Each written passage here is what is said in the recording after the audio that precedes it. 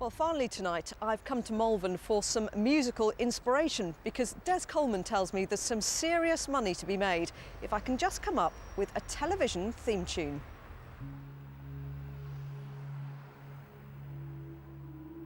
You wouldn't know them if you passed them in the street, but if you heard just a few bars of their music, you'd recognise them instantly.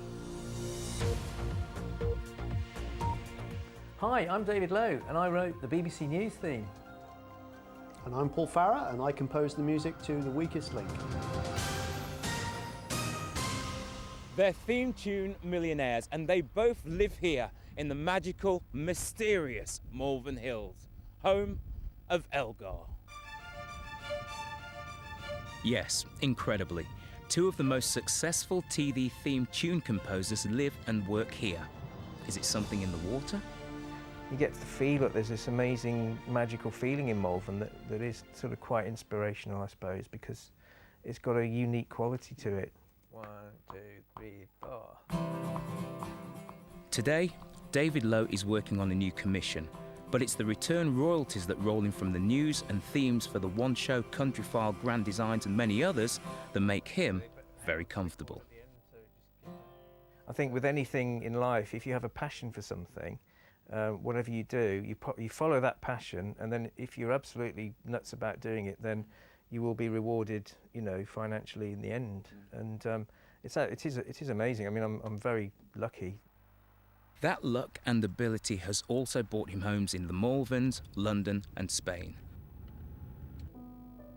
And Paul Farrer's music for shows like The Weakest Link, The Krypton Factor and Dancing on Ice has certainly set him up. When it comes to music that's broadcast, you're paid by the second, and I happen to have written the music for a show that has 45 minutes worth of music on, that's on a lot of times during the week and is on in lots and lots of countries around the world. So, you know, it's earning money while I sleep. It's been reported that Paul makes a whopping £5,000 every time the show airs in America. Welcome to The Weakest Link. But there was little money in David Lowe's first job. He was a sound recordist, but he loved messing around with a keyboard. I went out and bought this spanking new synthesizer, this Roland polyphonic synthesizer. Wow! And I got it out of the box and I got it home and I just literally sat and went bang like that, and I just thought, my God, this is it. It was like the heavens opened, the oceans parted, I thought, and I was absolutely nuts about it.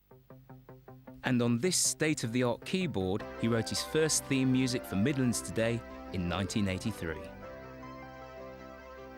Then, in 1999, a phone call from this man, a graphic designer called Martin LAMBIE-NAIRN, who was rebranding the BBC News, transformed David's life. My brief to David was to use the pips. It had occurred to me some years before that one of the best identities of any sort was actually the pips, because for all my lifetime it had preceded the news. Following the briefing, David caught the train home, and that's where the magic happened. I just sat there and I was sort of looking out the window and thinking about it, and I thought maybe if I took the pips, then I could add a dance beat behind it, and then I could add a bass line, and I could add some strings, and I suddenly thought, yeah, that could be the one. He came in and he put this tape on, and he played it, and we all looked at each other and went, my goodness, that's it. It wasn't the pips, but the gentle peaks of the Malvern Hills that inspired Paul Farrer to write The Weakest Link music. It took him just 5 minutes to come up with the 4-note ditty. The idea is, I think, in television programmes, anything that is instantly recognisable very quickly, that you can hear whilst cooking in the next room and think, oh, I know that show's on. It has a sort of an iconic flavour to it, so you know what you're getting into. The Weakest Link became Paul's biggest hit and was sold right across the world. To me, it was just a piece of music that I did and for a job, and it was you know, I didn't approach it any differently to any other job, and if somebody had told me it was going to be a big success while I was doing it, I probably would have been able to do it. I'd have been so mortified by fear, so it was quite nice, you know. Imagine a payment every time you hear this, or this, or this. Now, it may sound like money for nothing, But don't say that to the Performing Rights Society. They're the ones that see that these composers get paid. Well, these are very talented people who have worked a lifetime to become very good at what they do, and they're at the peak of their game. And as a result of these compositions, you know, they're bringing in an awful lot of money to this country, and it's a very, very positive thing. And it's very rare for people to be this successful. So we are talking about the cream. So, crafting a catchy theme tune can make you a fortune. But with the promise of absolutely no money whatsoever, what can Paul and David do to update Inside Out's theme music? Luckily for us, they are up for the challenge, so we'll see what they come up with later. Back in Malvern, Paul Farrer is working on the music for an ITV documentary about the Hillsborough disaster. Wherever possible, he uses real instruments, including something called the waterphone. Oh, that's scary. Yeah, I mean, it's your typical cliched horror movie kind of, there comes the monster, but in relation to something like this, it can add a real subtle sense of unease or a sense of trepidation or a sense of things going wrong and things like that. So these small little elements are actually, you know, a real good part of any production, getting the right tone. David. Yo, hey, how you doing? I'm all right. Cool. How are you? Yeah, it's nice to see you again. How's it going? All right, yeah. In London, David's also favouring real instruments as he works with DJ Johnny Walker on music for his new website. And this Birmingham-born veteran of pirate radio knows a good theme tune. He'll forever be linked with Dwayne Eddy's Because They're Young.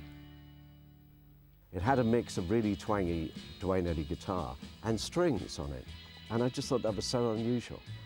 And that became my theme tune. I used it for years and years, and I dropped it once, and my mum said to me, "You've got to start using your theme tune again." She said, because you're different. When you play that, somehow you come on the radio with more energy than when you don't use the theme tune. A good theme tune can make an actor's career. For 4 years, I was in Eastenders, and I can tell you this, the only thing the actors ever wanted was to be featured in those closing bars of music.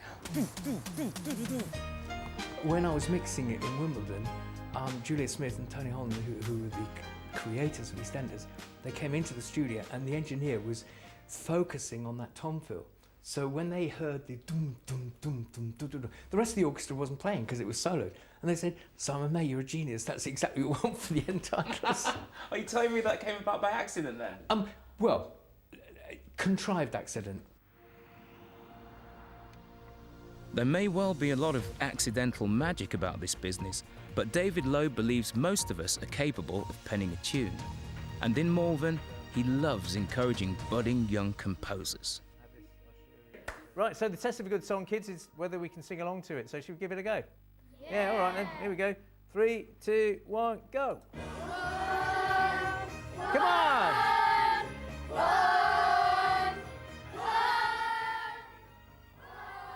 Yay! Louder! Time now to catch up on our composer's efforts on rewriting the Inside Out music. I was after a punchy 3-note melody that said inside out.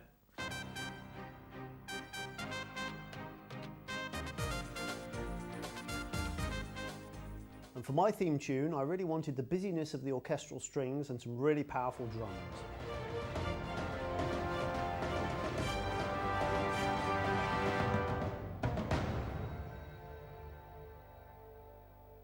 Okay guys, that was good. But if they ever get used, I want a share of those PRS royalty payments. Oh, and by the way, all the incidental music that you heard in this short film, that was written by Paul or David. Even this heroic, almost majestic piece, as I walk away thoughtful into the Malvern Hills. More! More!